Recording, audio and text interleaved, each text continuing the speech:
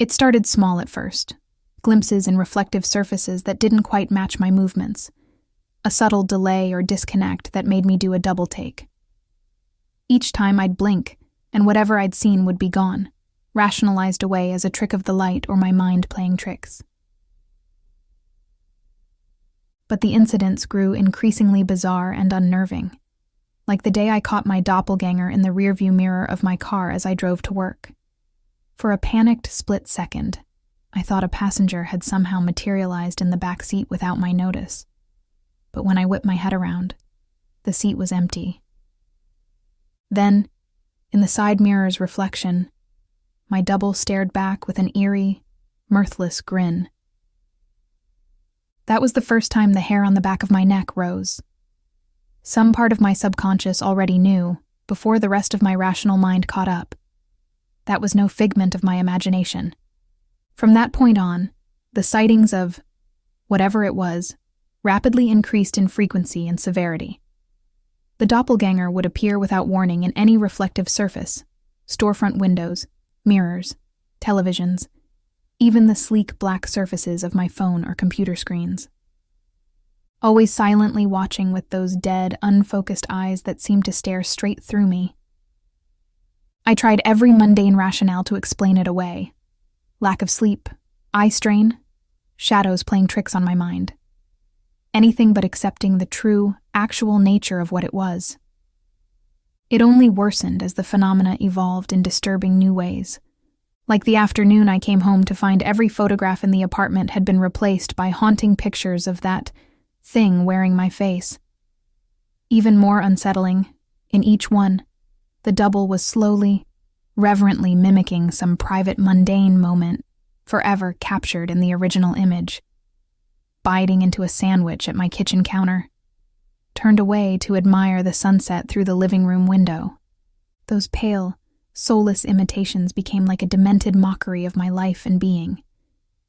I destroyed every one of those abominable photographs and fled to the safety of my childhood home, half hoping returning to such a place of warmth and acceptance would halt this waking nightmare.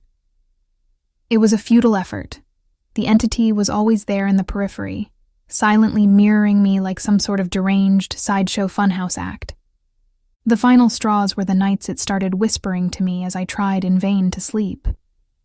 Always just indistinct enough to be maddening, like someone speaking through a thick wall.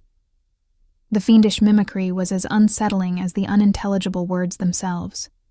Every intrusion into my life, feasting on my living experiences and memories like a parasite, chipped away at my grip on reality. Until one fateful night, I awoke to find that thing looming over my bed in the darkened room, its visage fully illuminated by the amber glow of the street lamps outside. For a long, harrowing moment, I came face to face with the blemished mirror reflection of my entire corporeal self. That was when everything shattered inward. With a series of deft, inhuman movements, its features shifted and melted in a visceral distortion. Bony protrusions erupted from its mouth and eye sockets, in blooming lashes of cold, sharp agony. I screamed until my throat burned, kicking wildly as those needle-like barbs lanced into my face with surgical precision. The entity didn't so much as flinch at my wails, patiently and methodically hollowing me out from the inside in utter silence. Everything went black as my world collapsed into a kaleidoscope of pain and panic. When I came to, I immediately wished I hadn't, because now, the nightmare had truly only just begun.